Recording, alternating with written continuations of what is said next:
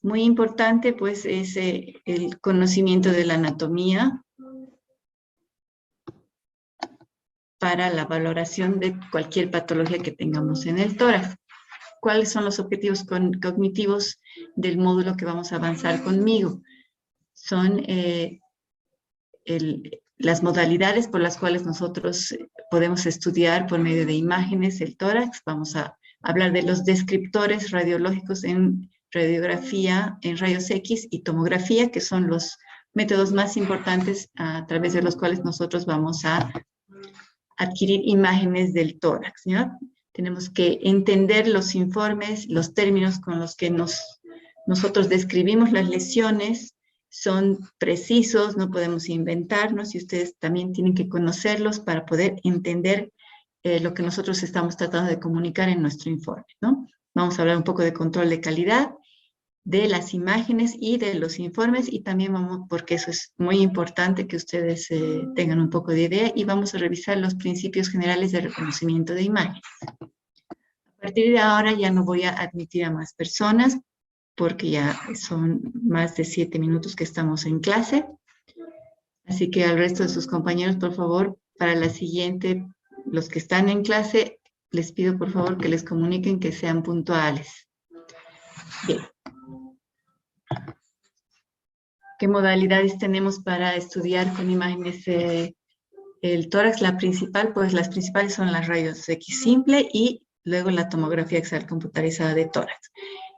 Hay varias modalidades con rayos X, que es la simple, la que no utilizamos contraste, y se sacan imágenes que son estáticas, ¿no es cierto? Y tenemos la fluoroscopía, y que es un estudio que se hace, en el que vamos a ver la imagen en movimiento, es decir, en tiempo real. Vamos a valorar visualmente en una pantalla los movimientos en tiempo real del paciente o de los elementos que nosotros queremos evaluar.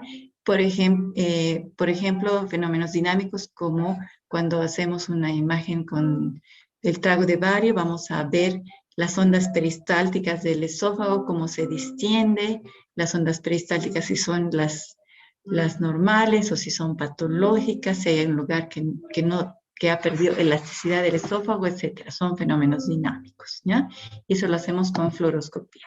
También la angiografía es otro método que también se hace en tiempo real, pero nosotros utilizamos medio de contraste endovenoso y vemos el avance en tiempo real del medio de contraste y que va avanzando a través de los vasos para poder nosotros visualizar la anatomía, verificar calibre y permeabilidad de los vasos. Aquí, por ejemplo, vemos esta angiografía que es de extremidades inferiores, es una angiografía arterial, y aquí tenemos a nivel prácticamente ya de la arteria poplitea un stop, y no pasa el contraste a través de la arteria poplitea, sino más bien a través de colaterales que revascularizan el miembro inferior, ¿no?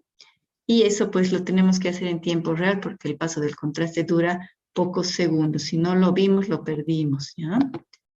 La radiografía portátil, que es cuando no podemos nosotros llevar al paciente a la sala de rayos X, vamos a tener equipos portátiles que son equipos con un tubo de rayos X de menor potencia, por lo tanto vamos a tener imágenes de menor calidad, no solo por la calidad que nos puede ofrecer el equipo de menor potencia, sino también porque el paciente se supone que si no se puede mover de la cama es porque está muy mal y por lo tanto va a ser muy poco colaborador.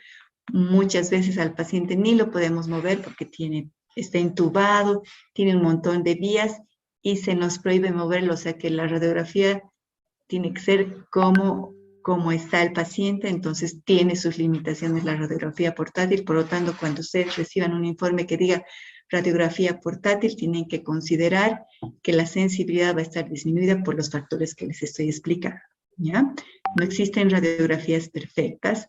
Los pacientes a los que vamos a hacer estudios están preocupados, están enfermos, a veces no pueden colaborar, a veces ni siquiera nos entienden, ¿no es cierto? Entonces es importante que nosotros tengamos en cuenta eso. Sin embargo, no podemos nosotros informar un estudio que no tenga un mínimo de calidad y por eso es que es tan importante que ustedes, como receptores de los informes y de las imágenes, sepan hacer un control de calidad básico de lo que van a recibir en imágenes, ¿ya? Los descriptores radiológicos son importantes que los entiendan ustedes porque ustedes van a leer los informes y tienen que entender, ¿ya? Es como si yo estuviera, cuando yo redacto un informe, yo les estoy describiendo el panorama de un paisaje. Les voy a decir, el cielo está azul, no hay ninguna nube, tenemos montañas que están verdes, o son montañas rocosas, o son montañas llenas de árboles, ¿no es cierto? Ustedes ya en la mente uno ya se tiene que ir imaginando, ¿no es cierto? No es lo mismo que les diga, es una planicie, ¿no? Ustedes ya se van imaginando los colores, la forma, las dimensiones de lo que yo estoy describiendo. Lo mismo es para un informe radiológico, ¿no? Y tenemos que entender bien las palabras con las que nosotros vamos a describir las imágenes, ¿no es cierto? Entonces, eso es lo que nosotros hacemos, ¿no? Por ejemplo, en esta radiografía, es una radiografía de tórax. Permítanme, tengo que mover mis controles del WhatsApp, están justo por encima de la imagen. ¿Ustedes ven los controles del Zoom superpuestos a su imagen, chicos? No. No, doctora. No, no les perjudica a ustedes, a mí sí. Bueno, entonces continuamos, ¿no? Entonces, los descriptores que habíamos dicho, ¿no es cierto? Los elementos que nosotros podemos ver en una radiografía son elementos que van a estar en colores que van en una escala de grises, desde el blanco hasta el negro, ¿no es cierto? Lo más blanco va a ser lo más denso, el elemento o el tejido más denso que hay en nuestro cuerpo, que es el hueso, y a eso lo vamos a llamar radiodenso o radiopaco. Y lo más poco denso que tenemos en nuestro cuerpo va a ser el parénquima pulmonar y el aire que está dentro de las estructuras del tejido pulmonar, ¿no es cierto? Dentro de los bronquios y dentro de los alveolos hay solamente aire y por lo tanto va a verse muy radiolúcido. ¿Qué quiere decir? Mucho más cercano al negro, ¿ya? Cuanto más tenue es un tejido, menos cantidad de rayos X absorbe, por lo tanto, en la placa van a llegar todos los rayos X y se va a velar nuestra placa y se va a volver negra en los lugares donde el cuerpo o el tejido no ha absorbido o ha absorbido muy pocos rayos. En cambio, en los lugares donde hay tejidos densos, el cuerpo absorbe mucha cantidad de rayos y deja pasar muy poquito a la placa, por lo tanto la placa no se va a velar y se va a conservar esa área blanca, ¿ya?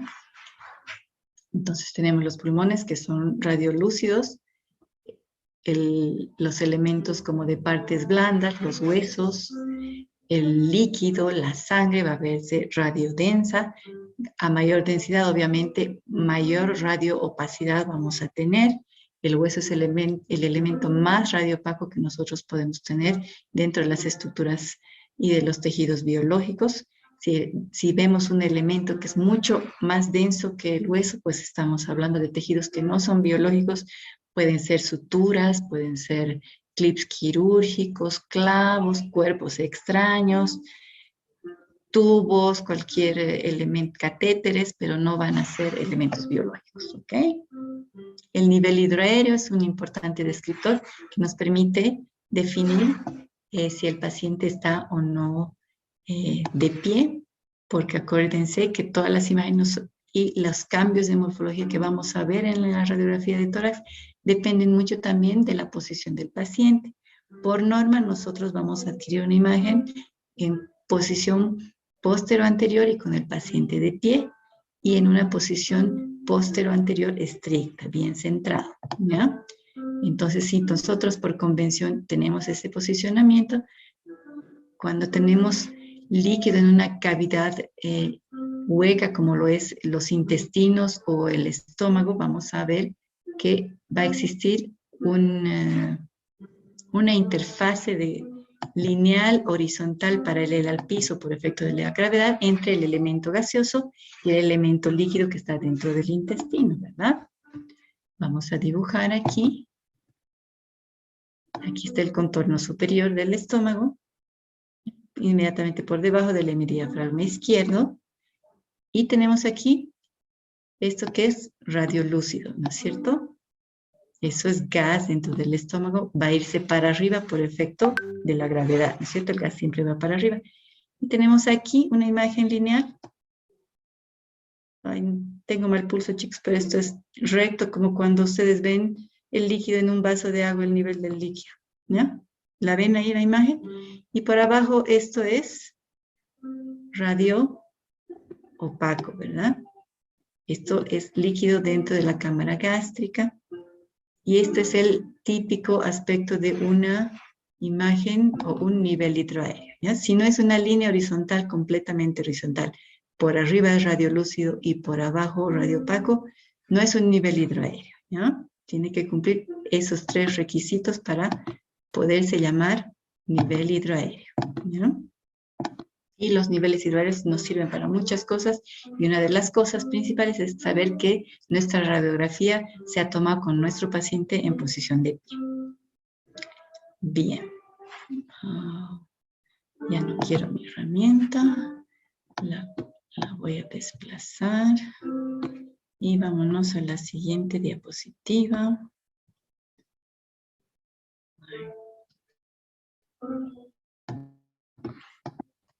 No me está queriendo. Tengo que cerrar aquí.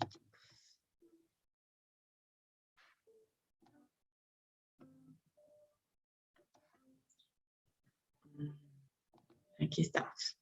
Entonces, las radiografías que ustedes tienen que tener en cuenta que son una representación en 2 dimensiones de un elemento que tiene 3 dimensiones, ¿ya? Todos los elementos corporales tienen volumen, por lo tanto, es importante para saber si hay una imagen que está atrás o adelante, una proyección en proyección posterior anterior no es suficiente, ¿no es cierto? Esta imagen aquí que vemos podría estar incluso en la pared anterior, ¿no es cierto? En las partes blandas de la pared anterior, y se va a superponer a los campos pulmonares. Por eso es muy importante para definir la localización de los elementos que vemos en la radiografía posterior anterior, tener una radiografía en proyección lateral. ¿Ya? En tomografía, que es otro de los estudios que más hacemos y que más útiles son en imágenes de tórax, también tenemos descriptores diferentes que nos van a servir para describir los elementos que tenemos, ¿ya? Cuando utilizamos contraste, nosotros también vamos a utilizar el término captación o realce cuando vemos que hay algo que está captando el contraste o que está concentrando más que el resto de los tejidos el contraste, ¿ya? Tenemos también, tenemos que saber el término radiodenso para los elementos que son muy densos, como el hueso, se llama hiperdenso, el hueso es hiperdenso, ¿ya? Los pulmones son hipodensos, ¿ya? Y si tenemos un elemento generalmente de la misma densidad, son 2 elementos diferentes, pero que son de la misma densidad, entonces lo vamos a llamar isodenso. Por ejemplo, yo tengo una lesión que está en la estructura muscular, ¿no es cierto? Y tengo líquido, y muchas veces el músculo es bastante parecido al líquido en su densidad, y vamos a llamarlo isodenso, ¿ya?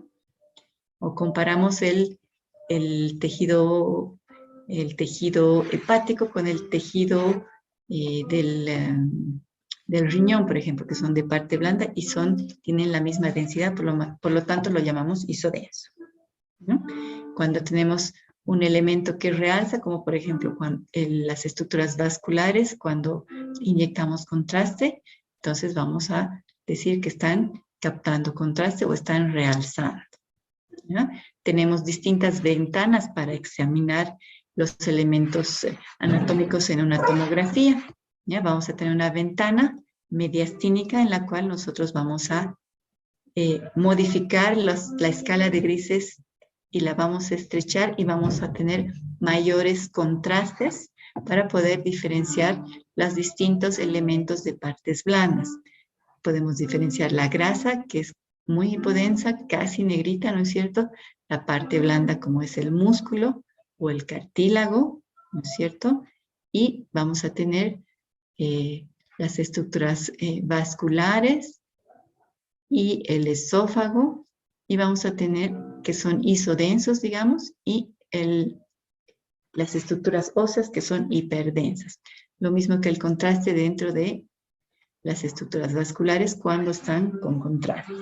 Y luego tenemos una ventana que maneja una gama de grises mucho más extensa y por lo tanto nos produce mucho menor contraste, y esto nos va a servir para ver elementos que son muy tenues, muy poco densos, como son las estructuras que conforman el parénquima pulmonar, y para poder caracterizarlas y verlas necesitamos cambiar nuestra ventana a una ventana que la llamamos ventana pulmonar.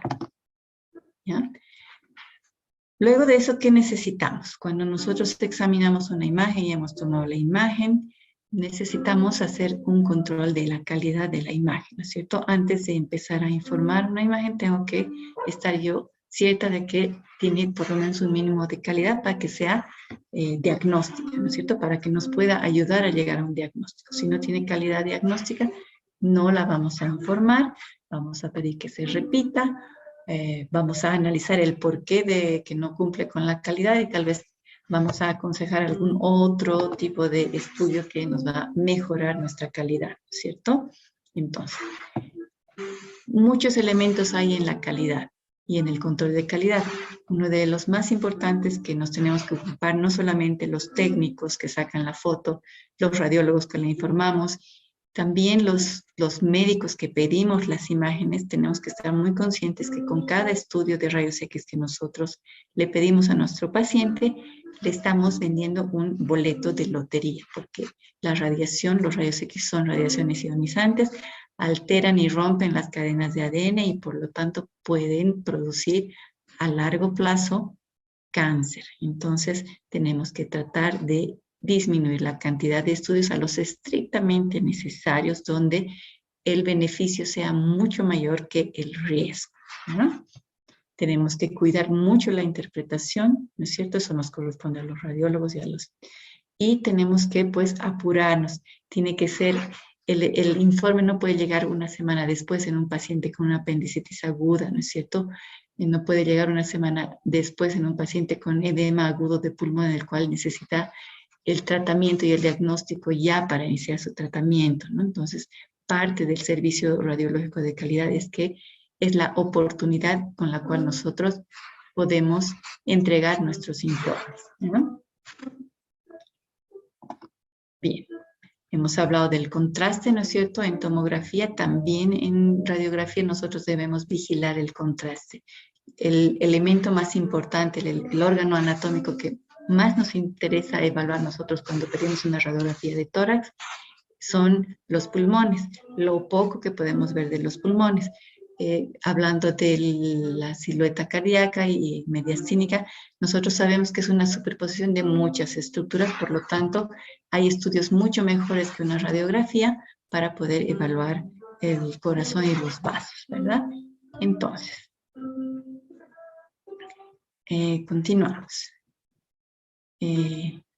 Necesitamos vigilar también el contraste.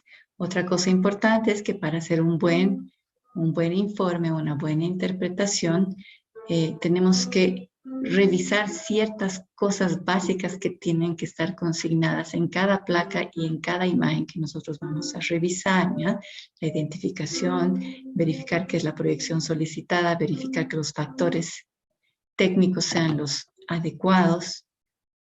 Tenemos que tener antecedentes clínicos, eso es muy importante. Tenemos que tener una hipótesis diagnóstica clínica para poder interpretar lo que encontremos, ¿no? Si no tenemos antecedente clínico, si no tenemos hipótesis diagnóstica, las imágenes radiodensas pueden querer decir muchas cosas, las imágenes radiolúcidas pueden querer decir otras muchas cosas. Hay un abanico de diagnósticos diferenciales y la idea es tratar de estrechar ese abanico a una o dos, máximo 3 cosas para que pueda ser útil para el paciente, ¿no es cierto? Siempre es importante recordarles que pues el analizar y hacer un informe conlleva pues una destreza que es pues la parte fundamental que hace a la especialidad de la radiología o diagnóstico por imagen, ¿verdad? Es una disciplina y es un arte que merita mucho entrenamiento. Es como cuando nosotros aprendemos a hablar o aprendemos a leer, ¿no es cierto? Reconocemos el abecedario y al principio nos cuesta y después a medida que vamos practicando es mucho más fácil luego de corrido, ¿no es cierto? Pero tardamos años en adquirir esas habilidades. Lo mismo sucede con la interpretación de las imágenes, ¿ya? Entonces, hay una técnica para poder nosotros evaluar imágenes. Necesitamos seguir ciertas pautas para que pues logremos el objetivo que es un adecuado diagnóstico por imagen, ¿ya? Las imágenes no van a hablar por sí solas, por muy buena calidad de imagen que tengamos, buena foto que tengamos. Si el que la interpreta no está preparado y no sabe reconocerlas o las reconoce y las interpreta mal, pues igual no van a ser diagnósticas, ¿ya? Entonces es muy importante la persona que lee las imágenes. Tanto es importante la que saca la foto como que la persona que las va a interpretar, ¿ya? Las imágenes necesitan ser vistas y analizadas por alguien experto para que adquieran sentido. Entonces, uno de los principios para el reconocimiento e interpretación de imágenes es la percepción visual, ¿no es cierto? En el ver y percibir una imagen como anormal van a influir la borrosidad y la complejidad, ¿no es cierto? Esta imagen que ya la hemos visto, se las he mostrado al principio, ¿no es cierto? Es una imagen que todos podemos ver, no necesitamos mucho entrenamiento, nos salta a la vista, ¿verdad? Y es muy diferente a la imagen a la imagen normal, ¿no es cierto? Sabemos que hay algo distinto por ahí. Y aquí tenemos otra imagen. Esta imagen pues no es radiológica, ¿no es cierto? Pero es una imagen que para nosotros es bastante conocida, ¿ya? Y hablo de una imagen que es bastante compleja también. Ay, no sé qué hice con mis imágenes. ¿Ya? Y aquí estamos con la imagen que estaba en blanco y negro. Y obviamente está con mayor tamaño para ustedes y podemos reconocer muchas más cosas, ¿no es cierto? Si nosotros nos fijamos con detalles y si somos lo suficientemente minuciosos para mirar, vamos a ver que tenemos aquí elementos que están fuera de lo natural, ¿no es cierto? Elementos creados por el hombre y personas en un área que es completamente natural y selvática, cosa que tal vez en la anterior diapositiva ustedes no hayan notado, ¿cierto? Pero podemos reconocer que esto no es del entorno de la naturaleza, ¿no es cierto? Y por su forma, por su aspecto, por su localización, nosotros podemos reconocer que son barcos, ¿no es cierto? Pero si no supiéramos y nunca hubiéramos visto un barco en la vida, y cómo se ve de perfil, cómo se ve de frente, cómo se ve de lejos, no podríamos decir que es un barco. Entonces, no solamente es importante el reconocer una imagen, sino también conocer de qué se trata la imagen, ¿no es cierto? Y reconocerla como que está fuera del contexto.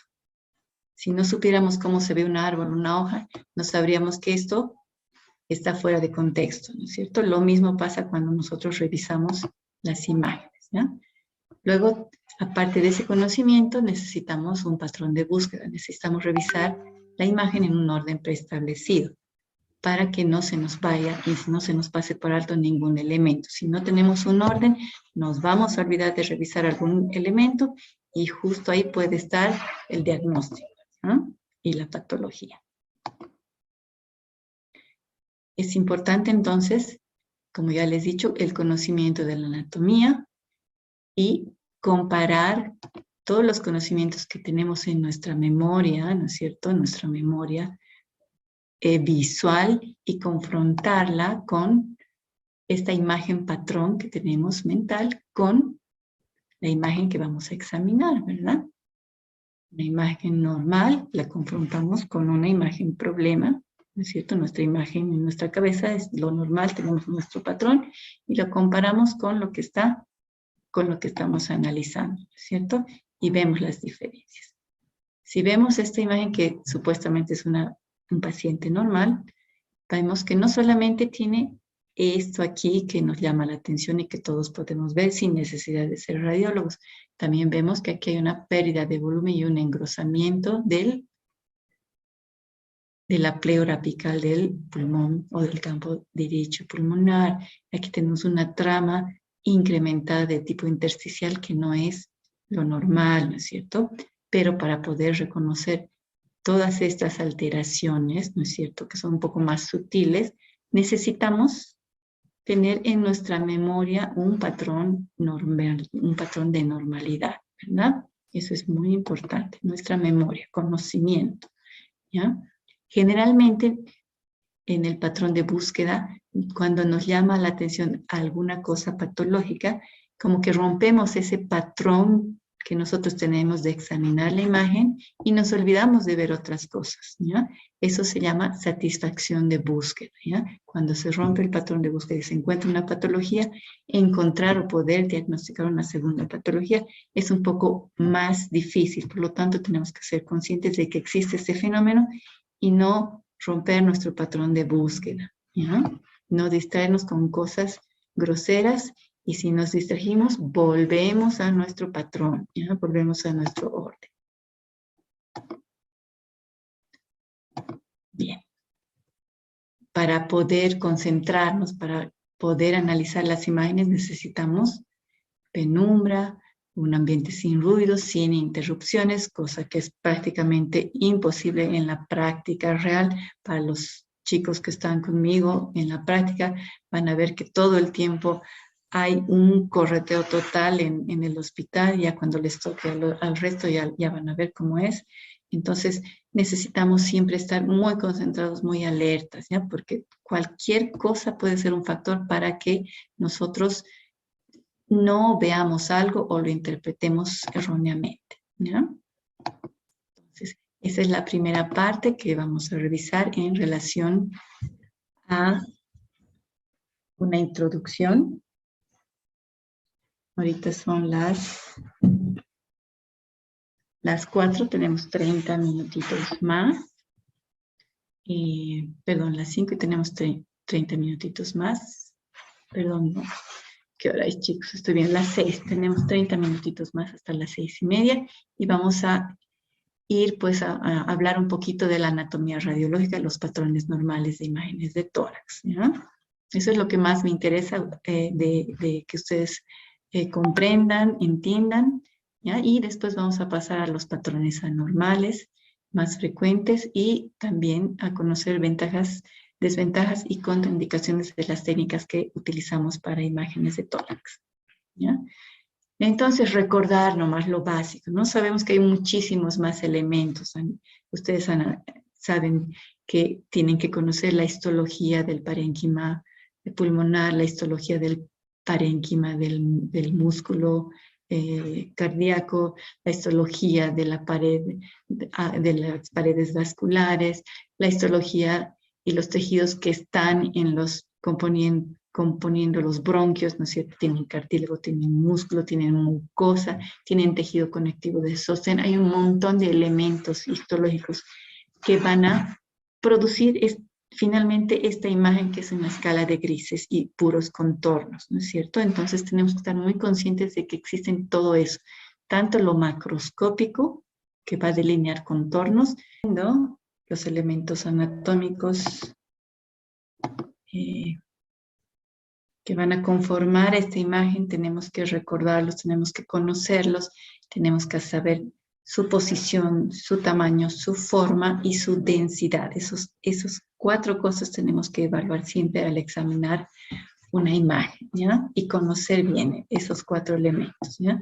No olvidarnos que en la imagen hay superposición de todas estas estructuras, partiendo desde la piel al tejido celular subcutáneo, el plano muscular óseo cartilaginoso, tanto por atrás como por adelante, ¿no es cierto? Después va a venir el plano pleural, recién van a venir los pulmones con sus elementos histológicos, ¿no es cierto? Entonces, recordar que todos estos elementos van a hacer la imagen que vamos a ver en una radiografía. ¿Ya? Todos estos elementos superpuestos. Y de cualquiera de estos elementos superpuestos puede aparecer patología y se va a superponer al resto de los elementos. Entonces es importante que nosotros podamos tener en cuenta todo esto, ¿ya? Recordar también que la pleura y los recesos pleurales pues van más abajo de lo que podemos ver. Y también recordar que el pulmón en su aspecto posterior va más allá y por debajo de donde se encuentra el diafragma. Aquí yo estoy delimitando, si ven la flechita, ven mi cursor, ¿no es cierto? Esa es la línea diafragmática. Y nosotros no vemos todo lo que está por debajo de ahí porque se ve radiopaco, se superpone con todos los elementos abdominales y por lo tanto hay una buena parte tanto de receso pleural como de tejido pulmonar que no vamos a poder valorar. Por eso es importante saber si nosotros vamos a lograr ver en esta proyección solamente hasta este nivel, y todo lo que está por detrás y debajo de ese nivel va a estar escondido en la radiografía posterior anterior. Por eso es muy importante que nosotros podamos siempre acompañar nuestra solicitud con una proyección lateral. Bien, entonces el diafragma, recordar que tiene elementos tanto musculares como aponeuróticos que van a darle un aspecto que no va a ser siempre así globular, liso, sino a veces va a ser ondulado, ¿ya? Porque hay diferencia a veces en la resistencia y consistencia de estos dos elementos, uno que es el muscular y otro es el aponeurótico. ¿Ya? Bien, ya hemos visto lo de las plelas, les recuerdo de nuevo, ¿no es cierto? Tenemos también los pulmones, que son el elemento principal que nosotros queremos evaluar, ¿no es cierto?, en la radiografía. Y recordar que tenemos lóbulos, 3 a la derecha, 2 a la izquierda. Tenemos la cisura, que si nosotros recordamos dónde está, podemos buscarla y buscar el sitio de proyección de la cisura. Por ejemplo, aquí, si vemos la cisura, si la ubicamos o si la adquisición de la imagen es en el plano tangencial al rayo de luz de rayos X, nosotros vamos a poder ver. No siempre las vemos, a veces vemos segmentos, pero si buscamos tenemos que saber dónde buscar para poder reconocer, ¿no es cierto? La cisura mayor y la cisura menor del lado derecho. ¿Las ven, chicos? Ahí está, se ve clarito. ¿Ya? En una proyección antero-posterior o posterior-anterior, acuérdense que esta cisura es muy oblicua, por lo tanto no lo vamos a ver. En cambio, esta sí podemos pillar una parte que es bastante horizontal, por lo tanto va a estar tangencial al haz de luz en esta proyección y vamos a poder verla. ¿Se ve aquí, chicos? ¿Sí? ¿Logran ver, chicos? Acérquense a su pantalla. Podemos magnificar tal vez. ¿Se ve la imagen? ¿Sí? Sí, es importante, chicos, que ustedes reconozcan, miren, ¿ya? Se ve aquí, se ve mejor así magnificando. Nosotros todo el tiempo estamos haciendo ese ejercicio de magnificar, agrandar, porque tenemos que realmente ver, ¿ya? Tenemos que ver. En tomografía es mucho más fácil encontrar una cisura. Ahí están las cisuras, así se ven en ventana pulmonar, ¿ya? Siguiente, entonces. Elementos que se superponen hacen que aumente la densidad. Aquí pues el pulmón es difícil de evaluar. Tenemos áreas que son más radiolúcidas, que tienen que ser siempre radiolúcidas. Recordar, aquí está el área de la sombra cardíaca.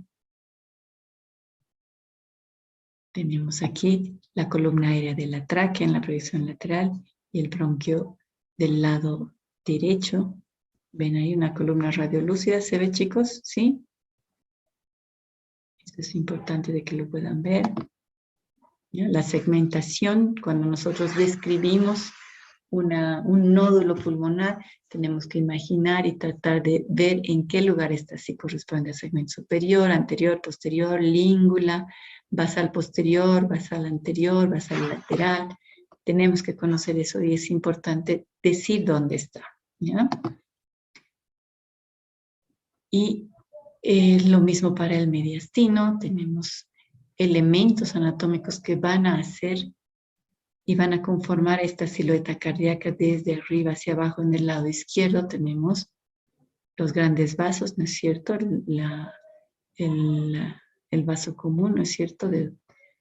Después los grandes vasos del cuello. Después vamos a tener el contorno izquierdo del callado aórtico. Vamos a tener el contorno izquierdo de la arteria pulmonar derecha, pulmonar izquierda, la auriculilla. Después vamos a tener el ventrículo izquierdo. Por el otro lado, vamos a tener en este lado la vena cava superior, su contorno derecho. Luego vamos a tener el contorno derecho de la aurícula derecha y luego el contorno derecho y eso, ¿no? Esos son los elementos que van a conformar el contorno izquierdo de la silueta cardíaca. Aquí vemos una reconstrucción coronaria en una tomografía más fácil, ¿no es cierto? Lo que estaba diciendo, los grandes vasos que van al cuello, contorno izquierdo del callado, contorno izquierdo de la arteria pulmonar izquierda, la auriculilla, ventrículo izquierdo. Al otro lado, vena cava superior, que es esta está con contraste, esta reconstrucción, y tenemos aquí el ventrículo y la pared la pared de la aurícula derecha. Bien, en la radiografía lateral es exactamente lo mismo, ¿no? Los grandes vasos, la vena cava superior en este corte de reconstrucción. No lo vamos a distinguir, ¿no es cierto? Hay mucha superposición de imágenes. Vamos a tener la vena cava inferior, que se va a sobreproyectar a este triángulo radiolúcido. ¿Ya? Este es el sitio de proyección de la vena cava inferior. Esto siempre tiene que verse radiolúcido libre, ¿ya? Tenemos el mediastino anterior, mediastino medio, mediastino posterior y mediastino superior. En el mediastino anterior vamos a tener el corazón, en el mediastino superior vamos a tener el timo, los grandes vasos, ¿ya? Todo lo que esté por encima del callado aórtico es mediastino superior, ¿ya? En el mediastino medio vamos a tener los elementos del esófago, la tráquea, ¿verdad? Y en el mediastino posterior todo lo que esté por detrás. Hay varios elementos anatómicos, les voy a pasar sus compañeros ya tienen los de práctica, a ustedes les voy a pasar, a Brandon le voy a pasar un artículo para que vayan repasando un poco de anatomía en forma fácil. Sin embargo, es suficiente con las láminas del Néter. Todas las imágenes que ven aquí son de Néter y esto es suficiente para recordar, ¿no? Para que recuerden y no se olviden cuáles son los elementos que están formando los contornos de la silueta cardíaca, ¿no es cierto? La aurícula derecha forma el contorno derecho inferior. El ventrículo derecho no lo vemos porque está al centro, ya está en superposición con todos los otros elementos. Cuando hay un crecimiento del ventrículo derecho, va a cambiar toda la orientación, la posición y recién tal vez podamos verlo, ¿ya? Pero en general no se ve su contorno. Bien.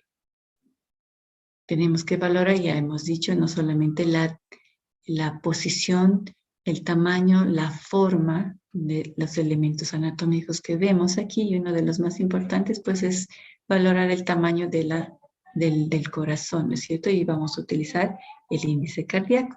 El índice cardíaco lo vamos a obtener dividiendo o relacionando el diámetro máximo transversal de la silueta cardíaca con el diámetro máximo transversal de la caja torácica, midiendo desde los contornos costales de las costillas, desde los contornos. El índice cardíaco que habíamos dicho es una relación entre el diámetro transversal máximo cardíaco y el diámetro transversal torácico, que no debe medir, o que el resultado no debe de ser mayor a 0,1 0.5, ¿ya? Si la relación sale mayor a 0.5, quiere decir que estamos frente a una cardiomegalia. Bien. Más imágenes normales para que ustedes puedan ver. Acuérdense, en el paciente pediátrico, si ven aquí esta imagen, puede producir un ensanchamiento del mediastino y esto es el timo, que en el paciente pediátrico se puede ver a este lado o se puede ver a este lado. Y no tenemos que asustarnos, esto no es una masa. Es normal en el paciente pediátrico, ¿ya? En el paciente adulto, un ensanchamiento del mediastino superior. Si es patológico, aquí vemos cómo hasta la columna aérea está desplazada hacia el lado derecho, ¿no es cierto? Vemos una masa que está aquí ensanchando el mediastino superior. Hacemos una tomografía y vemos que aquí hay tejido de parte blanda. Esto es zona de adenopatías que están rodeando los grandes vasos, desplazando la tráquea, ¿no es cierto? En un corte transversal con ventana para mediastino. Reconstrucción coronal, el mismo paciente, la misma imagen, tejido, zona de adenopatías, conglomerados adenopáticos que están determinando este ensanchamiento mediastinal, ¿ya? Bien. Las tráqueas, los bronquios, tenemos que recordar cuáles son sus características. Acordarse que aquí el bronquio principal derecho tiene una posición mucho más vertical que el bronquio izquierdo, que es más horizontal, ¿ya? Eso es importante de tener en cuenta para no interpretar como patológica esta diferencia. Esta distinta o esta asimetría anatómica que es normal, nos explica también por qué en general las neumonías van a ser en el lado y en el lóbulo inferior en los segmentos basales derechos. Es más fácil que el líquido llegue y caiga directamente desde la tráquea hacia el bronquio del lado derecho que al bronquio del lado izquierdo, ¿no?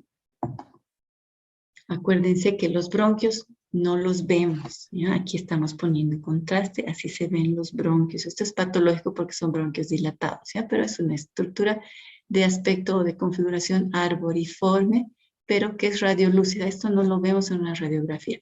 Lo único que podemos ver en la radiografía es una estructura arboriforme radio-opaca que está constituida por los elementos vasculares de los cilios pulmonares, ¿ya? Lo único que se ve en realidad de todo el tejido pulmonar en nivel de los campos pulmonares solo van a ser estructuras vasculares, ¿ya? No se puede ver nada más en una radiografía normal. Si vemos alguna otra cosa más que no parece estructura vascular, quiere decir que hay alguna patología. El esófago está en el mediastino, no lo vemos, sin embargo debemos saber el sitio de proyección, recordar dónde está para poder nosotros identificar, porque puede existir una patología de origen esofágico y tenemos que saber dónde se proyecta, ¿ya? Esta es una imagen, es una foto de una fluoroscopía de esófago, así se ve el trago de bario, donde se proyecta el esófago, ¿ya? Y su dirección. Contornos lisos, ondas peristálticas amplias, y en cambio en este paciente aquí vemos un contorno que se ha estenosado, un segmento que no es elástico y tiene como que un contorno como que peludo, aserrado, ¿ya? Aquí hay un engrosamiento porque hay un cáncer. Aquí lo vemos el diagrama. Tenemos que conocer lo normal para poder lograr distinguir lo patológico, ¿no? La vena ácigos, que generalmente nos olvidamos que existe, está aquí. Es un arco que está contralateral al arco aórtico que está a la izquierda, está a la derecha, es delgadito, muchas veces es prominente y lo vamos a ver sobreproyectado al contorno derecho de la silueta cardíaca, muy arriba por encima del ilio, ¿ya? No es patología, no es un ganglio, no es una adenopatía, es simplemente la vena ácigos en proyección antero-posterior o posterior-anterior, ¿ya? Los grandes vasos tenemos que saber reconocerlos, cómo se sobreproyectan, ya hemos hablado de eso.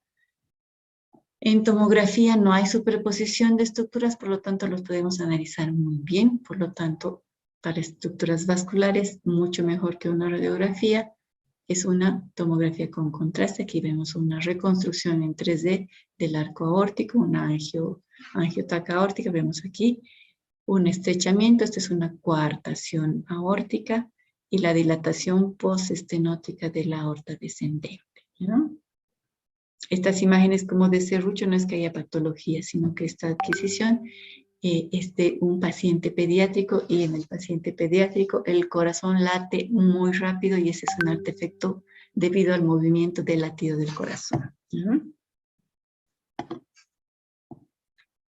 El timo que ya hemos recordado, cómo se ve en una radiografía simple, cómo se ve en una tomografía, corte coronal, corte transversal, por delante de las estructuras vasculares, mediastino, anterior y superior, mediastino, anterior, superior, por encima de la sombra cardíaca más arriba, el típico signo de la vela de barco, ¿no es cierto?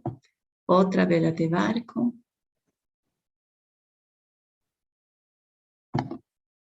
Ay, Dios, ¿qué es esto?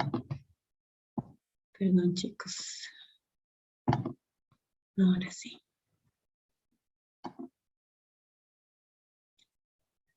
Las proporciones, no olvidarse, esta es una radiografía normal, proyección PA, una radiografía normal, lateral. Estoy repitiendo imágenes, ¿por qué? Para que ustedes guarden en su memoria, en su retina, lo que es normal de lo que es patológico. ¿Ya? Siempre les voy a repetir. Si no sabemos reconocer lo normal, no vamos a encontrar nunca lo patológico, ¿no? Radiografía de tórax lateral, ¿no? La importancia, ¿no es cierto?, localizar los objetos en 3 dimensiones. El 10% de los trastornos pulmonares se ven solamente en la radiografía lateral, ya les he dicho, todo el área escondida que hay detrás del diafragma. ¿Ok? Imágenes normales, nuevamente les repito, ¿ya? Si no sabemos reconocer lo normal, no vamos a poder reconocer lo patológico. ¿Hay preguntas, chicos? Si alguien tiene alguna pregunta. Buenas noches, doctora. Tengo una duda. ¿El índice cardiotorácico en pediátricos es distinto? No, es el mismo, ¿no? Es el mismo, Gracias, doctora. por nada. ¿Alguien más, chicos? ¿Preguntas, dudas? La siguiente clase vamos a empezar ya directamente con patrones pulmonares patológicos. Por favor, estudien anatomía, estudien la parte de tejidos, ¿ya? Histología y fisiopatología ¿de qué? Les voy a mostrar. Fisiopatología de la neumonía, del neumotórax, del derrame pleural, embolia pulmonar, todo esto lo vamos a ver en la siguiente clase. Si no alcanzamos, lo vamos a dividir en 2 clases, ¿no? Importante, traten de resumir la fisiopatología en 2 o 3 frases, eso es lo que yo necesito de su conocimiento, recordar por qué, ¿ya? ¿Qué es la neumonía?